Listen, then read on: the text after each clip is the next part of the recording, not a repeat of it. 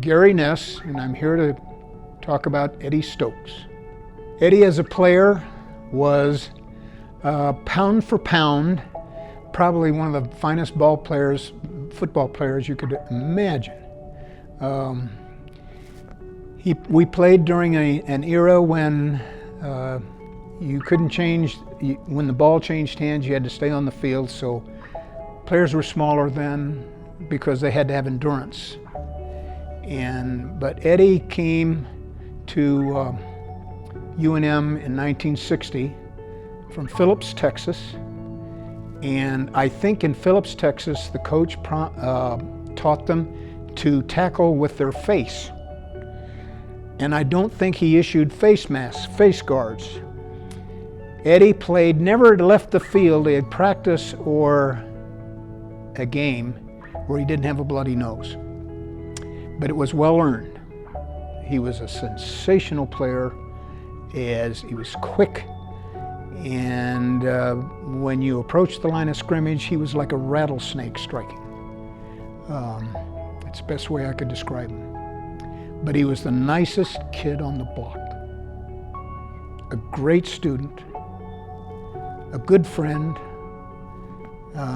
and he's been a successful businessman, and he's a perfect model for young people. Well, I'll give you an instance on the field. Well, the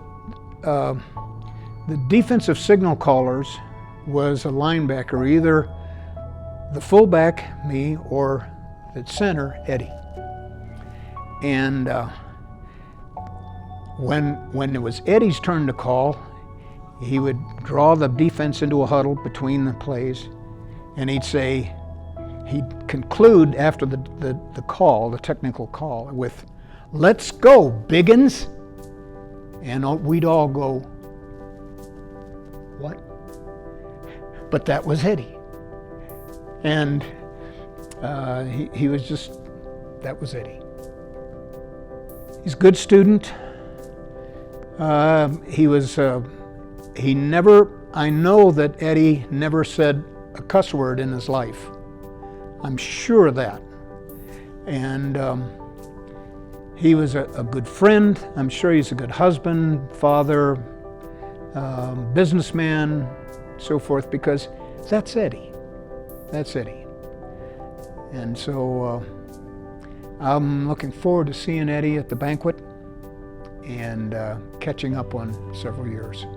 He's a good example of somebody overcoming disadvantages.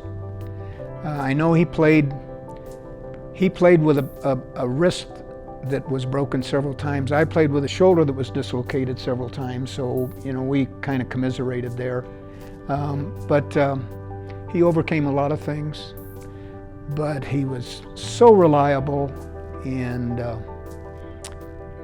just a pleasure to be around. Let's go, biggins.